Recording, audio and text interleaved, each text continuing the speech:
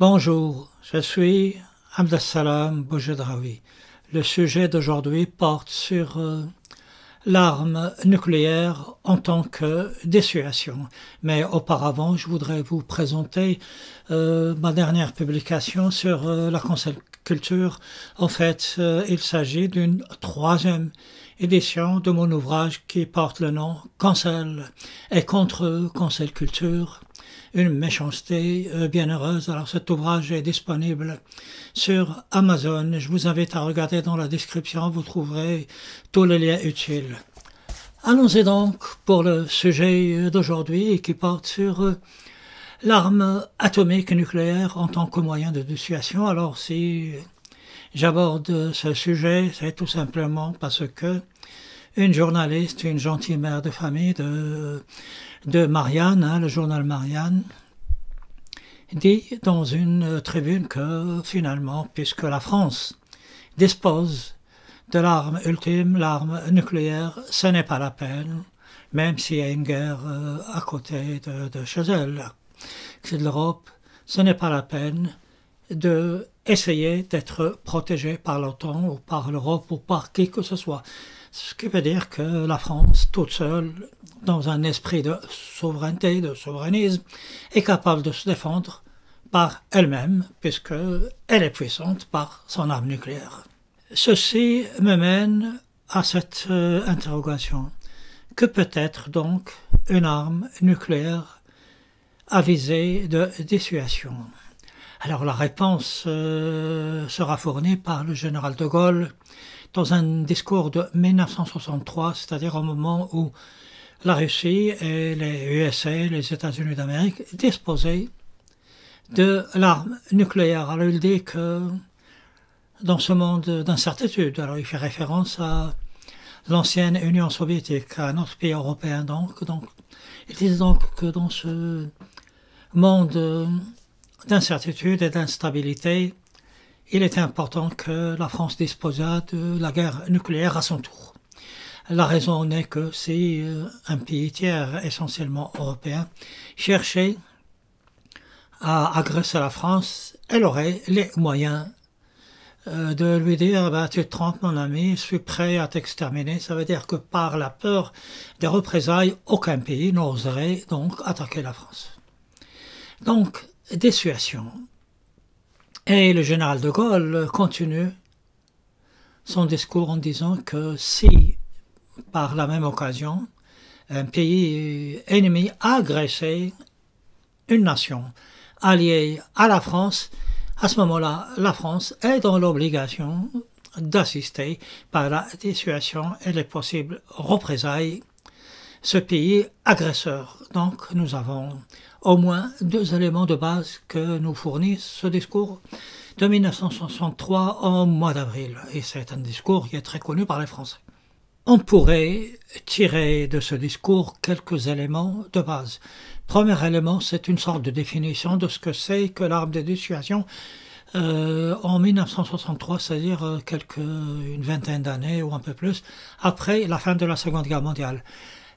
Elle est à visée de dissuasion, c'est-à-dire empêcher qu'un pays attaque un autre. C'est-à-dire qu'un pays, avant d'attaquer la France, réfléchirait à deux fois puisqu'il sait qu'il va subir de lourdes pertes. Donc, dissuasion par les représailles. Le second élément est que la France, ou tout autre pays, est prêt à utiliser l'arme nucléaire en tant que dissuasion si un pays allié venait à être agressé par un autre pays, un pays belliqueux. Alors donc nous avons deux notions, mais auparavant était venue des États-Unis une autre notion qu'il faudrait mettre sur la table, c'est celle de la riposte graduée ou de la riposte proportionnée. Pourquoi? Parce que lorsque la bombe atomique était mise en place, elle a déjà été utilisée à Nagasaki, Hiroshima, nous étions dans un esprit d'un monde qui était bipolaire. Alors là, c'était quelque chose de farfelu. On pensait que la Russie allait exterminer les États-Unis d'Amérique et les Russes pensaient le contraire. C'est-à-dire que le monde était prêt pour une guerre totale. Alors une guerre totale, c'est quelque chose de grave. Ça signifierait la disparition des deux pays. Et un certain McNamara va introduire ce qu'on appelle une riposte ou une réponse graduelle, proportionnée. Si un pays agresse, alors on pense à l'Union soviétique évidemment, un pays ami ou les États-Unis d'Amérique, alors on va lui répondre non pas par une bombe atomique dans le cadre d'une guerre totale, mais dans le cadre d'une guerre mesurée avec utilisation mesurée de la bombe atomique. C'est-à-dire qu'on ne va pas l'utiliser pleinement, on n'utilisera qu'une petite partie.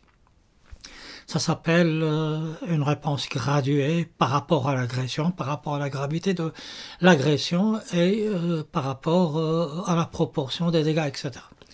Donc on ajuste ce moyen ultime à la situation, mais ça implique beaucoup d'éléments que nous allons voir là tout de suite.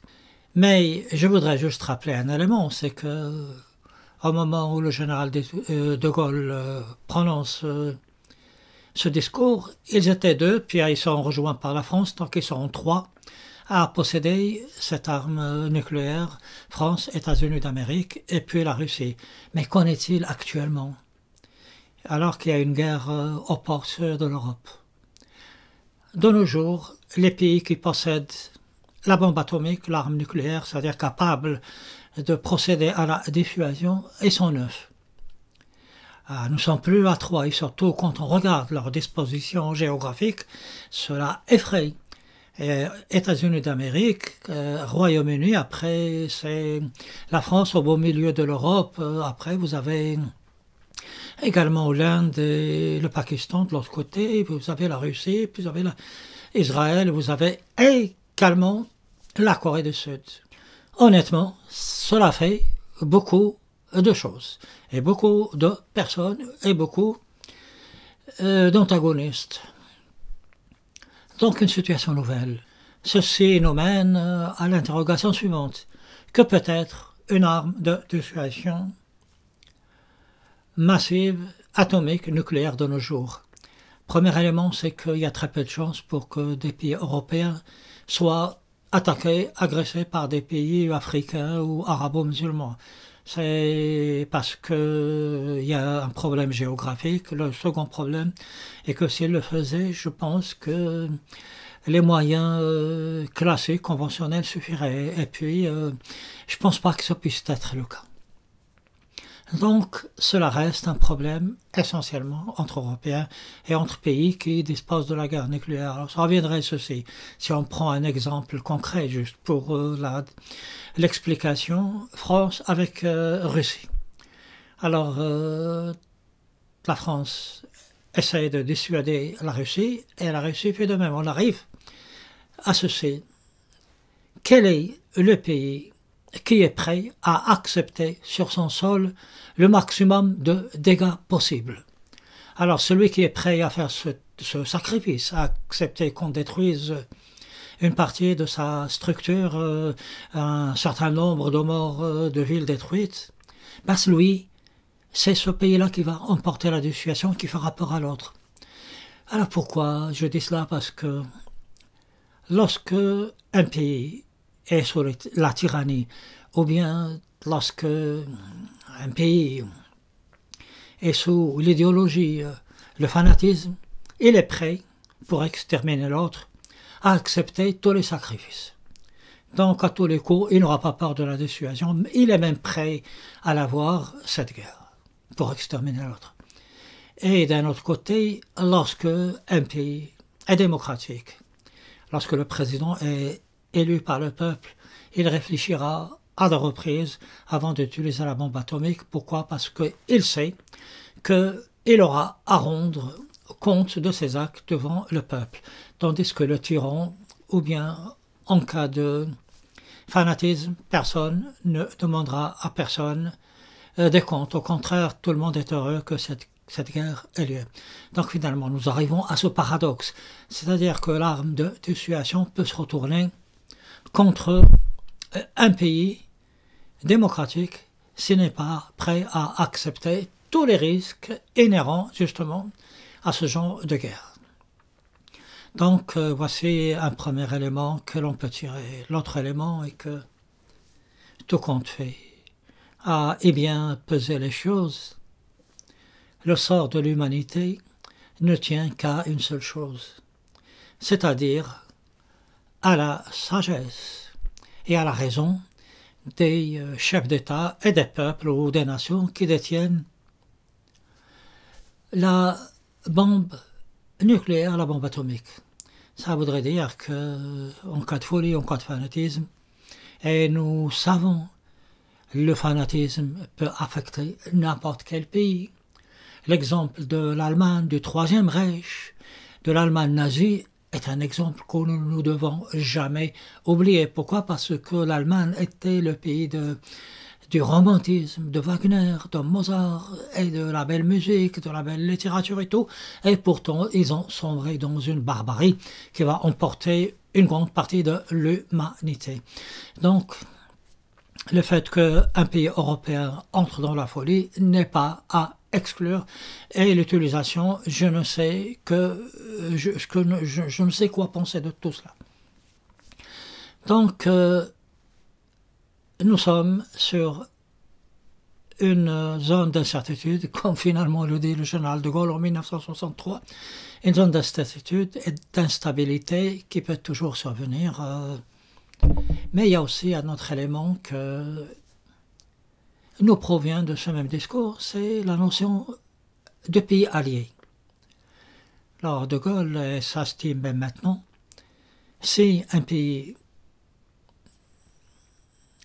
attaque un pays allié, alors le pays concerné, c'est-à-dire le pays ami, est obligé d'aider par la dissuasion, par tout autre moyen, le pays avec qui il a fait une alliance et qui a subi une agression. Mais d'accord, moi, pourquoi pas? Mais il y a quand même quelque chose dont il faudrait tenir compte, c'est qu'actuellement la notion d'alliance est strictement aléatoire. Nous l'avons vu en Europe. L'Europe s'est construite sur, en fait tout, notre sort commun. Mais dès qu'il y a eu l'épidémie de la Covid, toutes les frontières se sont fermées et ce fut le chacun pour soi. Alors cette notion d'ami ne tient pas la route, d'autant que un pays attaque un pays qui est jugé ami, mais qui était peut-être un ennemi aujourd'hui et qui pourrait redevenir un pays ennemi demain. Donc cette notion-là ne tient pas la route.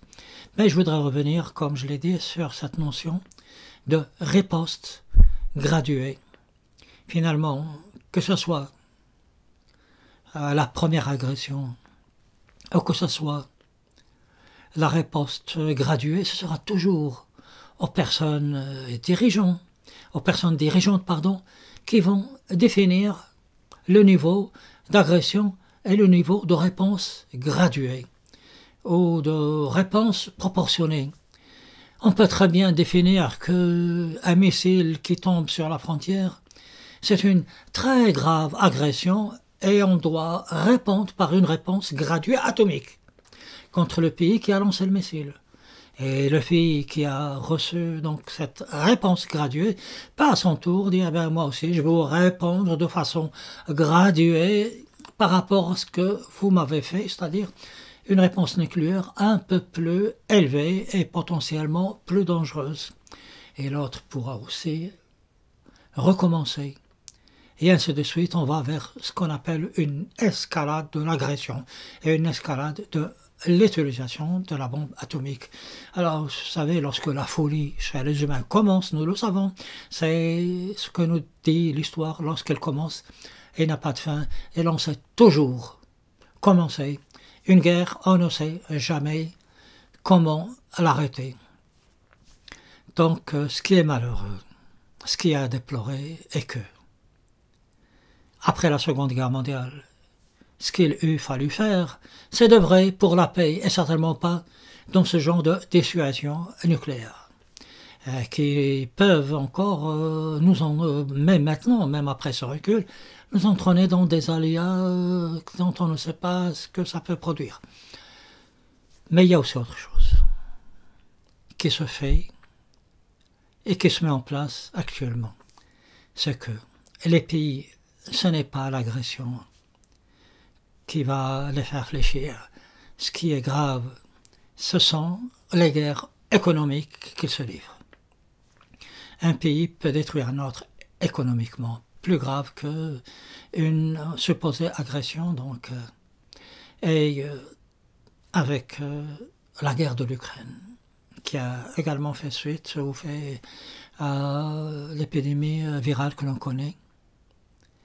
Nous avons vu une Europe qui, au lieu d'aller vers la paix, a pris des sanctions graves contre la Russie en espérant faire plier la Russie, c'est-à-dire provoquer je ne sais quelle révolution. Non seulement cela ne s'est pas produit, la Russie s'en retrouve renforcée, mais toutes les autres nations ont eu peur que l'on agisse de cette manière contre elles, ces nations donc, par des représailles financières et économiques.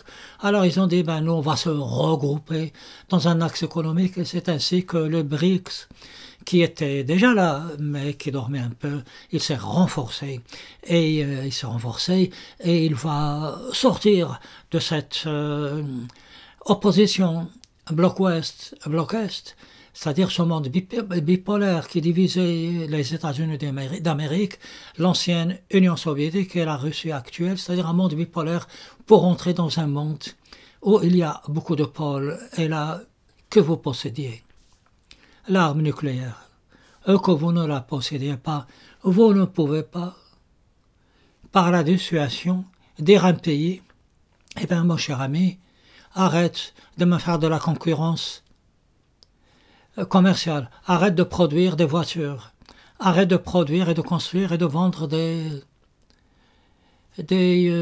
avions, des smartphones, etc., des caméras comme celle avec laquelle je filme. Vous ne pouvez pas parce que les pays sont devenus souverains au niveau de leur nation, mais de leur économie et de leur monnaie et de leur sort. Donc, la dissuasion nucléaire n'est qu'une façade qui permet aux gens, aux certaines nations, de penser que parce qu'ils ont la puissance nucléaire, ils ont également la puissance économique. Et c'est le discours de l'extrême droite, c'est le discours de quelque fanatisme européen. Et le risque, avec cette surenchère de souverainisme, de nationalisme déguisé, est que les pays européens se trouvent isolés. Déjà, l'Afrique se détourne progressivement. Alors quand je dis l'Afrique, toute l'Afrique, pratiquement toute une grande partie de l'Afrique, y compris les pays du Maghreb, se détourne progressivement de l'Europe et certainement de la France, du fait justement de cette arrogance qui est liée à la possession de l'arme atomique. Et nous rentrons, plus exactement l'Europe, entre actuellement, je peux vous l'affirmer, je reviendrai sur ce sujet, de plein pied dans une crise économique grave. Mais elle est grave, mais en même temps c'est très facile à juguler, c'est très facile pour lui trouver des solutions. Mais ces solutions, personne n'ose les proposer, justement parce que c'est installé en France et en Europe et en Occident. Ce que j'appelle, ce dont j'en parle dans beaucoup de mes livres, une tyrannie de la pensée. Celui qui oserait parler de paix, on le terrasserait, on le brûlerait, on l'incinérerait. Il ne pourra même pas s'exprimer, on l'interdirait. C'est ce qu'on appelle la cancel culture. Voilà, je crois que c'est tout ce que j'avais à vous dire. Si vous voulez en savoir plus sur ce sujet, je vous invite soit à vous procurer un ou plusieurs de mes ouvrages. Vous pouvez de même lire mes articles sur ce sujet ou sur des sujets similaires. D'ici là, portez-vous bien.